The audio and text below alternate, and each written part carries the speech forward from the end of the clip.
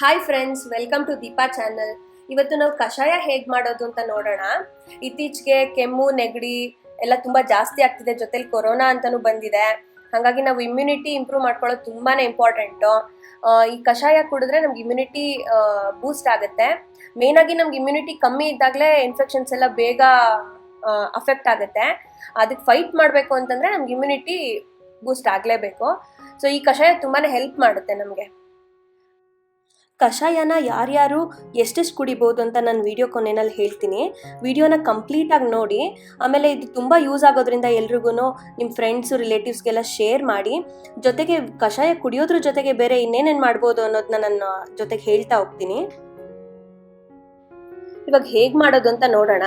ಇದಕ್ಕೆ ಬೇಕಾಗಿರೋ ಇಂಗ್ರೀಡಿಯೆಂಟ್ಸು ಜೀರಿಗೆ ಪೌಡರು, ಮೆಣಸು ಪೌಡರು, ಅರಿಶಿನ, ಧನಿಯಾ ಪೌಡರು, ಆರ್ಗ್ಯಾನಿಕ್ ಬೆಲ್ಲ, ನಿಂಬೆಹಣ್ಣು, ಲವಂಗ, ಮೆಂತ್ಯ, ತುಳಸಿ, ಪುದೀನ ಇದಿಷ್ಟು ಬೇಕಾಗತ್ತೆ. ಒಂದು ಪಾತ್ರೆನಲ್ಲಿ ಒಂದು ಅರ್ಧ ಲೀಟ್ರು ನೀರು ತಗೊಳ್ಳಿ. ಅರ್ಧ ಸ್ಪೂನ್ ಅರಿಶಿನ,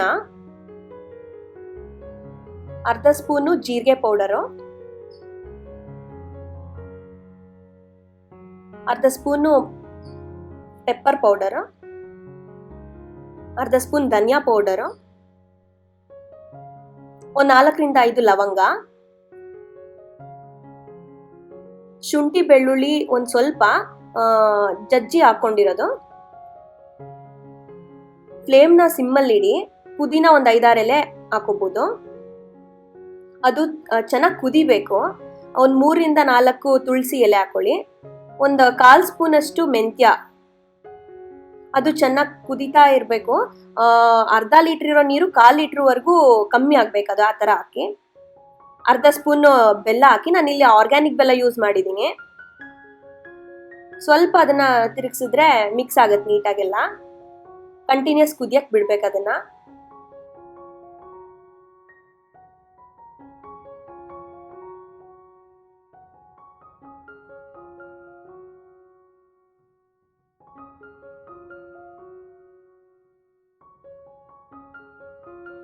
ಇವಾಗ ಕಷಾಯ ಆಗಿದೆ, ಅರ್ಧದಷ್ಟು ಕಮ್ಮಿ ಆಗಿದೆ, ಅದು ಕುದ್ದು.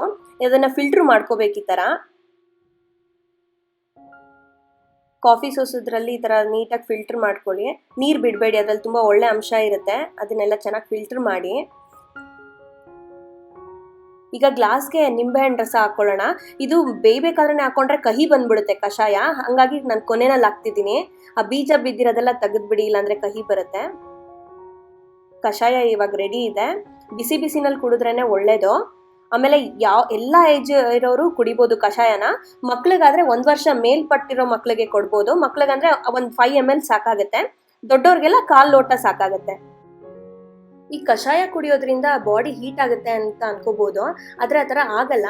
ಅದನ್ನು ಬ್ಯಾಲೆನ್ಸ್ ಮಾಡೋದಕ್ಕೆ ನಿಂಬೆಹಣ್ಣು, ಪುದೀನ, ಮೆಂತ್ಯ ಇವೆಲ್ಲ ಬ್ಯಾಲೆನ್ಸ್ ಮಾಡುತ್ತೆ ಬಾಡಿ ಹೀಟ್ ಆಗ್ತಿರೋ ಥರ. ಆಮೇಲೆ ಜೀರಿಗೆ ಇರೋದ್ರಿಂದ ಅಸಿಡಿಟಿ ಕೂಡ ಆಗಲ್ಲ. ಧಾರಾಳವಾಗಿ ಕಷಾಯ ತಗೋಬೋದು. ಇದ್ರ ಜೊತೆಗೆ 10 ನಿಮಿಷ ಬಿಸಿಲು ನಿಂತ್ಕೊಂಡ್ರೆ ನಮ್ಮ ಬಾಡಿಗೆ ವಿಟಮಿನ್ ಡಿ ಸಿಗುತ್ತೆ. ಅದನ್ನು ತುಂಬ ಇಂಪಾರ್ಟೆಂಟು. ಇದೆಲ್ಲದ್ರ ಜೊತೆಗೆ ಸ್ವಲ್ಪ ವಾಕ್ ಆಗಲಿ, ಬೇರೆ ವರ್ಕೌಟ್ ಆಗಲಿ ಮಾಡೋದು ಇಮ್ಯುನಿಟಿನ ತುಂಬ ಬೂಸ್ಟ್ ಮಾಡುತ್ತೆ. ಇದೆಲ್ಲ ನಿಮ್ಗೆ ಇಷ್ಟ ಆಗಿದೆ ಅನ್ಕೋತೀನಿ.